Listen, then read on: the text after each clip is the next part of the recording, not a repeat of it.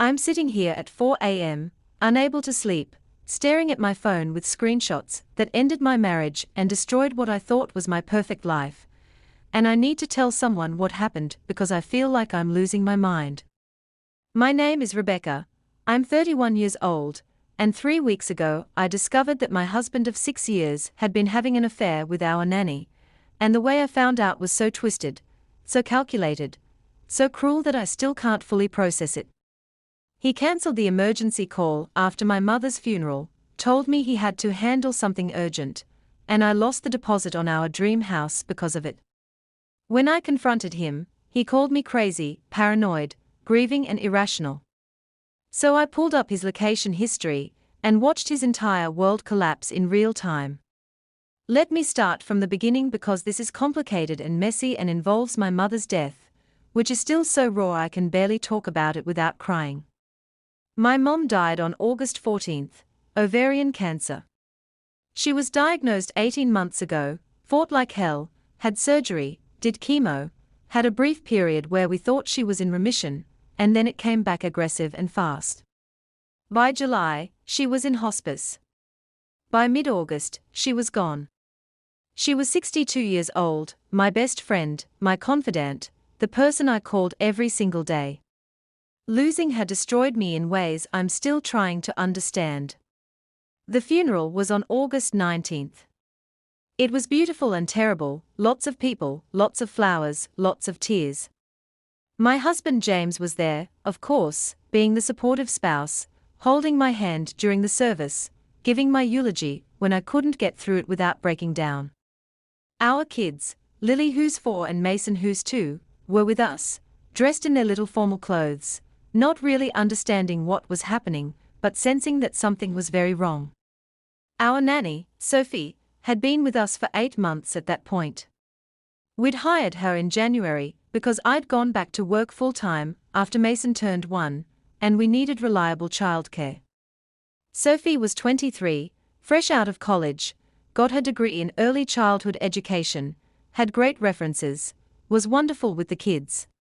She was pretty in that girl next door way, blonde hair, blue eyes, athletic build, always smiling. The kids loved her. I loved her. I trusted her completely. She didn't come to the funeral, which I understood. She wasn't family, and I'd told her she could take the week off since my mom and my sister were helping with the kids during the funeral week. She'd sent a thoughtful condolence card and a donation to the Cancer Research Fund in my mom's name. I remember thinking how sweet that was. After the funeral, we had a small gathering at my sister Amanda's house, just close family, and a few of my mom's oldest friends. I was emotionally destroyed, running on autopilot, accepting condolences and hugs and trying not to completely fall apart. James stayed for about an hour, then pulled me aside. "Babe, I'm so sorry, but I need to head out. Work emergency. The Jenkins account is imploding and they are threatening to pull out. I have to get on a call with the team and try to salvage this." I stared at him. "Right now? Today? I know, the timing is terrible. But this is a $3 million account. If we lose it, there are going to be layoffs. I have to handle this." James worked in commercial real estate, and I knew the Jenkins account was huge. I also knew his company had been struggling lately. So even though I wanted him there, even though I needed him there, I nodded. "Okay. How long?" "Probably 3-4 hours maximum. I'll be back before dinner, I promise."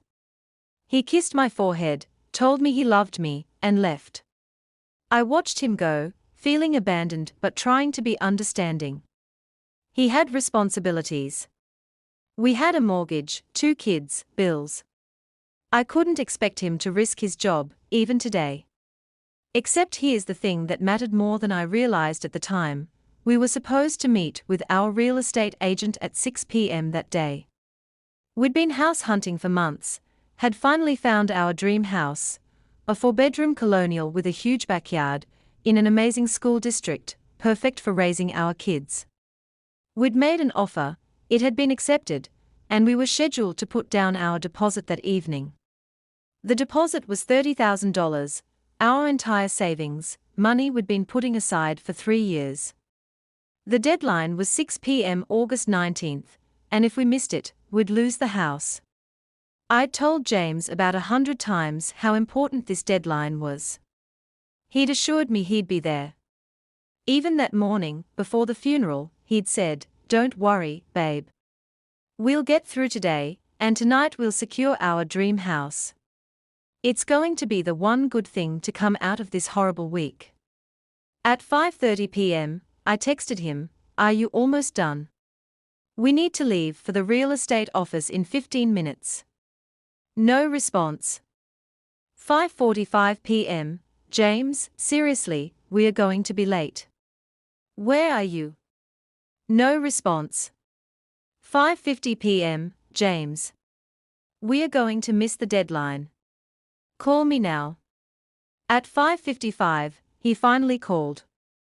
I was in Amanda's driveway, keys in hand, ready to drive to the real estate office myself if I had to. "Babe, I'm so sorry, I'm still on this call. It's going longer than I thought. James, we have to put down the deposit in 5 minutes, or we lose the house." I know, but I can't leave right now. Can you go without me? You can sign the papers. Both of us have to be there. It's in both our names. The agent was very clear about this. "Shit, okay, can you call her and ask if we can do it tomorrow?" "Tomorrow? James, the deadline is today. We've been planning this for weeks." "Rebecca, I understand, but what do you want me to do? I'm on a call with 6 executives and we are in the middle of damage control. I can't just hang up." I felt tears welling up, tears of frustration, grief, exhaustion, anger. "Your wife just buried her mother and we are about to lose our dream house because you can't step away from a work call. That's not fair. You know how important this account is. And you don't think this house is important. You don't think today of all days you should be here. Don't make this into something it's not. I'm sorry about the timing, but this is my job. This is how I support our family." I was shaking with anger. "Call the real estate agent. Explain. Maybe she can give us an extension."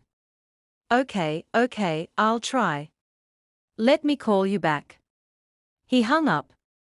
I immediately called our agent, Laura Chen, myself. She was sympathetic but firm. "Rebecca, I'm so sorry about your mother, and I hate to add stress to an already difficult day, but the sellers have another offer. They gave you until 6 p.m. today, as a courtesy because you were the first offer. If you don't submit the deposit by 6, they are accepting the backup offer. There's no extension. Laura, please. My husband is stuck on a work call. Can you wait just 30 more minutes? I wish I could, but the sellers have been very clear.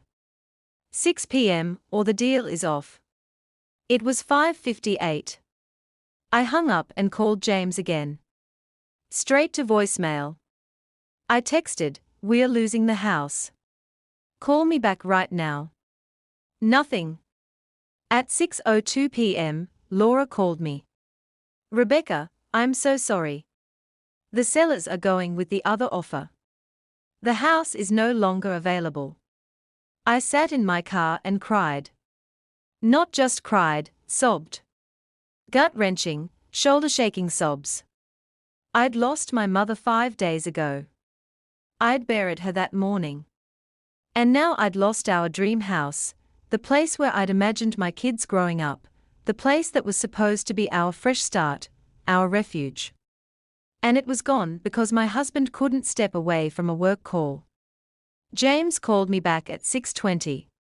"Hey, sorry, I couldn't get away. What happened with the agent?" "We lost the house." My voice was flat, emotionless. "What? How?" The deadline was 6 p.m. It's now 6:20. The sellers took the other offer. Silence. Then, shit. Okay. Well, we'll find another house. Another house. James, that was our house. We spent months looking. And we lost it because you couldn't be bothered to show up. Rebecca, I was working. I'm sorry, but I can't control the timing of emergencies. It's the day of my mother's funeral. I know that. And I was there for the funeral. But life doesn't stop, bills don't stop, work doesn't stop just because we are grieving. I hung up on him. I couldn't talk to him anymore without screaming. He came home around 8 p.m. I was in bed, lights off, staring at the ceiling. He came into the room, sat on the edge of the bed. Babe, I'm really sorry about the house. Get out. What? Get out of this room. I can't look at you right now. Rebecca, come on. I know you're upset, but my mother is dead. We lost our house. And you chose a work call over being there for both. Get out. He left. Slept on the couch, I assume. I didn't care. The next few days were awful. I was drowning in grief, angry at James, trying to hold it together for the kids. James was apologetic, but also defensive, kept saying I was being unfair, that he'd had no choice, that I was letting my grief make me irrational. You're acting like I chose to miss the appointment on purpose, he said during one argument. I was working to support this family. You could have stepped away for 15 minutes. We'd been planning this for weeks.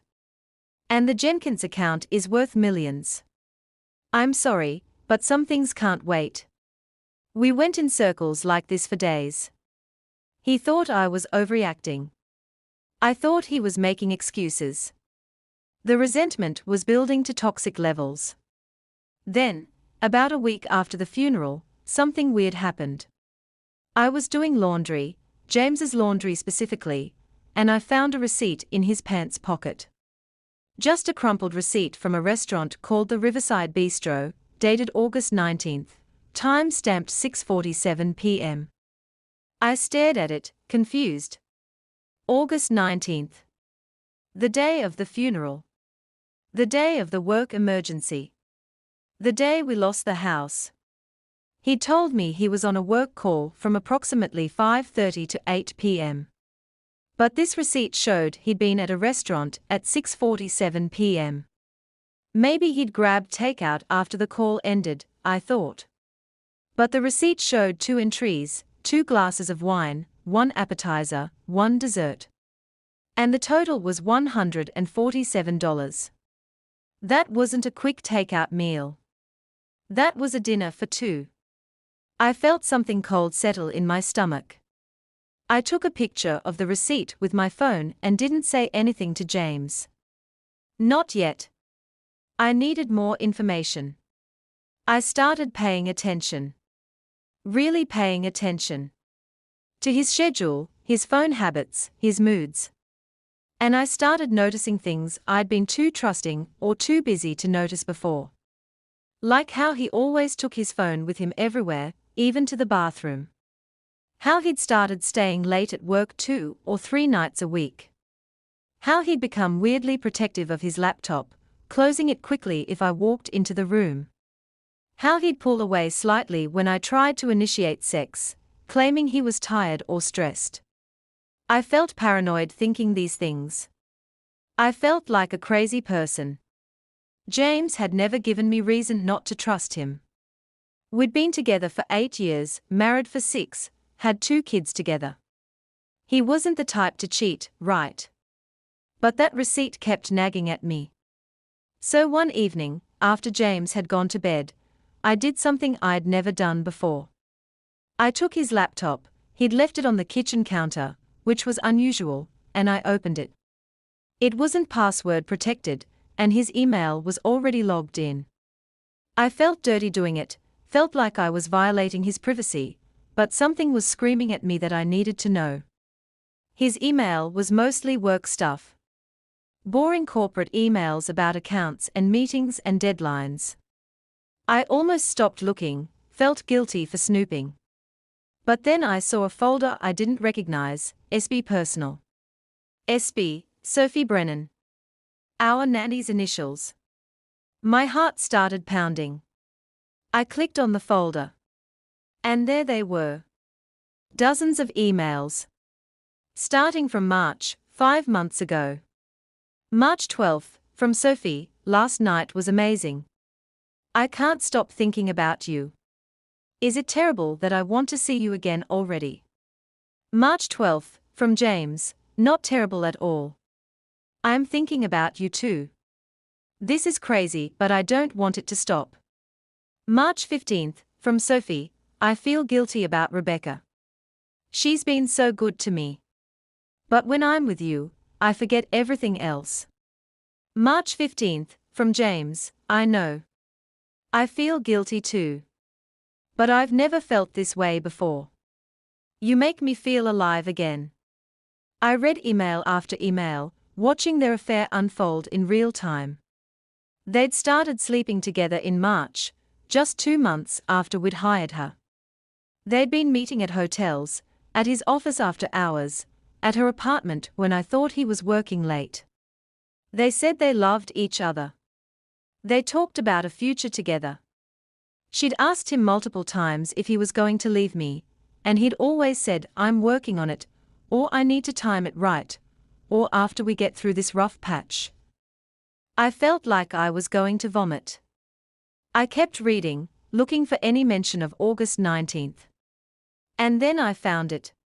August 18th, from James, tomorrow's going to be hard. Rebecca's mother's funeral. I need to be there for her, so I probably won't be able to see you. August 18th, from Sophie, I understand. But I'm going to miss you. Maybe late evening. After everything. August 19th, from James, change of plans. I'm going to slip away during the family gathering. Tell her there's a work emergency. Can you meet me at the Riverside Bistro at 6? August 19th, from Sophie, really? On the day of the funeral. Are you sure? August 19th, from James, I need to see you.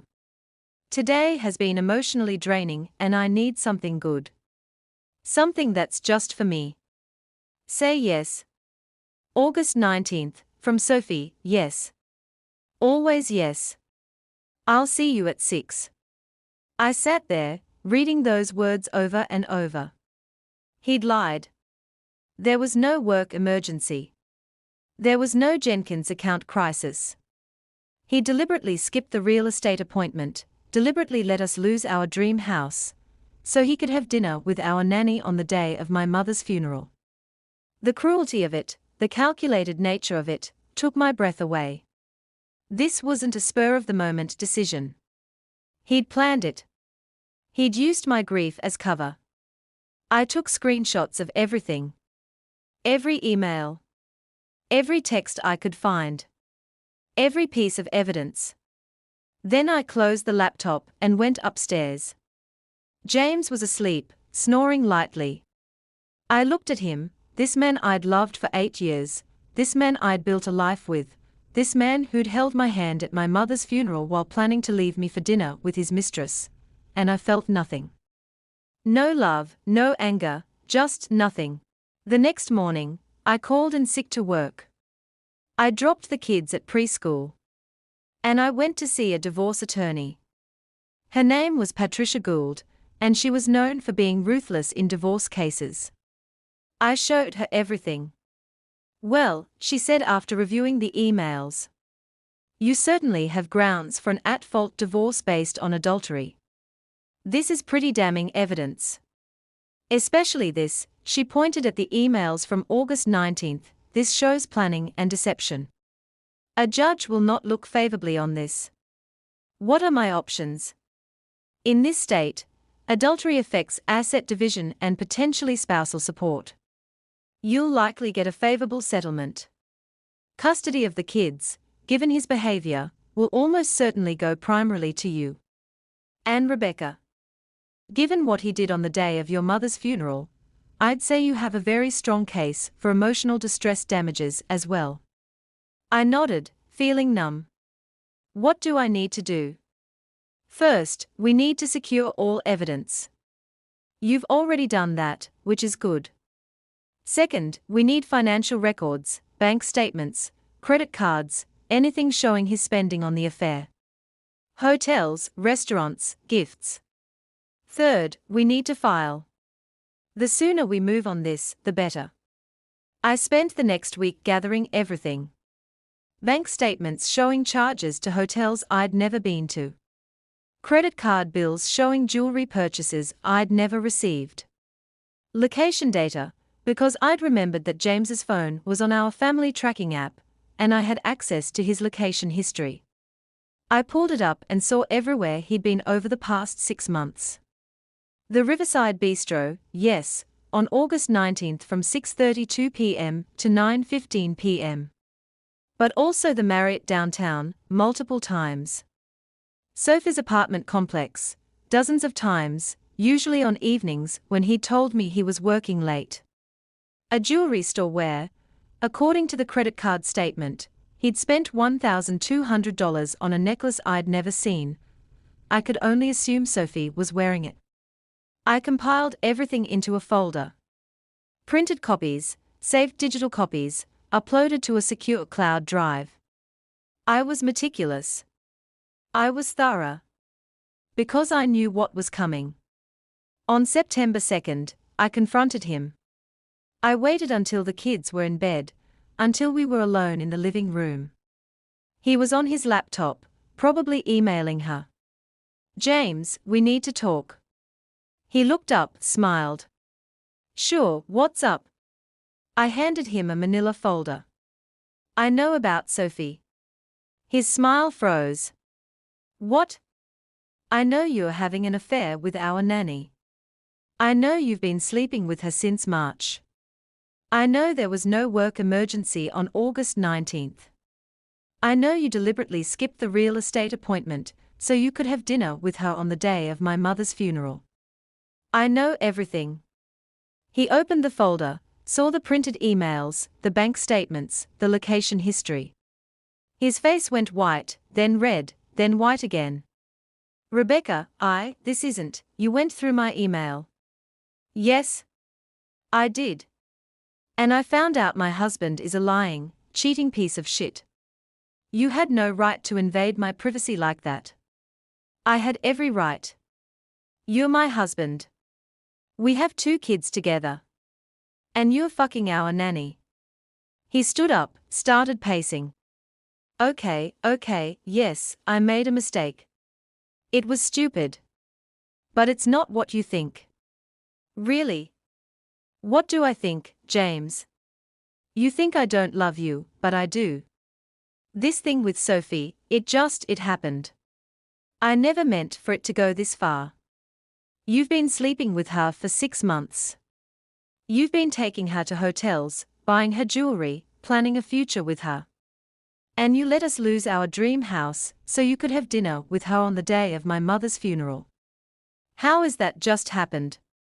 I was confused. "You've been so focused on your mother and her illness, and I felt neglected, and Sophie was there and she paid attention to me. So this is my fault. Because I was caring for my dying mother, you decided to fuck the nanny." "That's not what I'm saying. I'm saying I made a mistake, but we can fix this. We can go to counseling, we can work through this." "No," I said, my voice cold and steady. "We can't. I've already filed for divorce. You'll be served papers tomorrow." His expression changed from pleading to angry. "You what?" "I filed for divorce. Adultery, emotional distress, the whole thing. My lawyer says I'll get primary custody, a favorable asset split, and probably alimony." "Oh, and Sophie?" "She's fired, obviously. I already sent her termination letter and final paycheck this morning. You can't just fire her without cause. Sleeping with my husband is cause, James. And I have a morality clause in her employment contract, which she violated spectacularly. He was full-on furious now. You're being crazy. You're being vindictive and cruel. So I made a mistake, so what? That doesn't mean you get to destroy my life. Destroy your life? You destroyed our family. You let us lose our house for her. You lied to me while I was grieving my mother. You brought the woman you're fucking into our home, around our children, every single day. It wasn't like that. And you know what? Maybe if you'd been a better wife, I wouldn't have needed to look elsewhere. You've been cold and distant for over a year. I stared at him. Because my mother was dying. Because I was trying to hold down a job, and raise 2 kids and care for a terminally ill parent. I'm sorry my grief was inconvenient for you. That's not fair. You want to know what's not fair? I trusted you. I loved you. I built a life with you. And you threw it away for a 23-year-old who probably sees you as a paycheck and a way to avoid getting a real job. That hit him hard. I could see it in his face. Sophie loves me. She's not with me for money. Sure she is. But go ahead, find out for yourself when you're paying child support and alimony, and she realizes you're not as well off as she thought. The next few weeks were brutal. James tried to fight the divorce, tried to claim I was being unreasonable, tried to negotiate for joint custody and no alimony. But Patricia was ruthless. She presented all the evidence in our preliminary hearings, the emails, the receipts, the location data, the timeline showing he'd abandoned me on the day of my mother's funeral for a romantic dinner with his mistress. The judge was not sympathetic to James. At all. James tried one last-ditch effort. About 2 weeks into the proceedings, he called me. Rebecca, please. Can we talk? Just you and me, no lawyers. Against my better judgment, I agreed. We met at a coffee shop, public and neutral. Rebecca, I'm sorry. I'm so sorry. I know what I did was unforgivable, but I'm begging you to give me another chance. For the kids. For everything we've built together. You should have thought about the kids before you slept with our nanny. You should have thought about everything we built before you let us lose our house for a date. I know. You're right. I was selfish and stupid and cruel. But I love you. I love our family. I want to fix this. It's too late. It's not. It's never too late. We can go to counseling. I'll end things with Sophie completely. I'll do whatever it takes. You already ended things with Sophie. He blinked. What? 2 days after I fired her, she called you and broke up with you. I know because I still have access to the phone records. She told you she couldn't handle the drama, and she was moving back to her hometown. You've called her 17 times since then. She hasn't answered once. His face crumbled. How did you? I told you, James. I have everything. I have every email, every text, every call log, every location ping. I have the complete timeline of your affair. And you know what I figured out? She was never going to stay with you. She was having fun, getting gifts, getting taken to nice restaurants, feeling like a grown-up. But the second there were actual consequences, she bailed. And now you're sitting here begging me to take you back, because your mistress dumped you, and you're realizing you're going to lose everything. He put his head in his hands. I fucked up. I fucked up everything. Yes. You did. What do you want from me, Rebecca? You want me to grovel? Fine, I'll grovel. You want me to beg? I'm begging. Please don't do this. Please don't destroy our family. I'm not destroying our family. You already did that. I'm just making it official. The divorce was finalized last week. I got primary custody.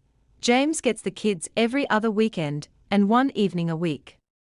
I got the house, our current house, not the dream house we lost, but still. I got 60% of our assets and 3 years of alimony. James has to pay child support, of course. He tried to spin it to our mutual friends, tried to make me sound like the crazy, vindictive ex-wife who was punishing him for one mistake. But I showed the people who mattered, my sister, my close friends, his parents, the evidence. The location data showing where he really was on August 19th. The emails planning the dinner. The timeline of the affair. His own mother looked at the evidence and then called him and told him she was ashamed of him. His father stopped speaking to him for 2 weeks. Our mutual friends, one by one, stopped responding to his calls. Sophie never did come back. Last I heard, she moved to Oregon and got engaged to some guy she met on a dating app. James is living alone in a shitty 1-bedroom apartment, working extra hours to afford his child support and alimony, and, according to my sister, who heard from his co-worker, he's miserable. Good? Because I'm still grieving my mother. I'm still healing from the betrayal. I'm still rebuilding my life. But I'm doing it without a man who thought so little of me that he'd skip a major life milestone on the worst day of my life. I'm doing it without someone who called me crazy when I questioned him, who gaslit me into thinking I was overreacting. My kids ask about Daddy sometimes, ask why he doesn't live here anymore. I tell them age-appropriate versions of the truth. Daddy made some choices that hurt Mommy, and sometimes when grown-ups hurt each other, they can't live together anymore. But Daddy still loves you very much. Lily, who's smart as hell, looked at me the other day and said, "Did Daddy hurt you because of Miss Sophie?" I froze. Why would you think that, sweetie? I heard you and Daddy fighting. You said Sophie's name. And Miss Sophie stopped coming over after you and Daddy started fighting. Kids hear everything. Remember everything. Yes, baby. Miss Sophie was part of why Daddy and I couldn't stay together.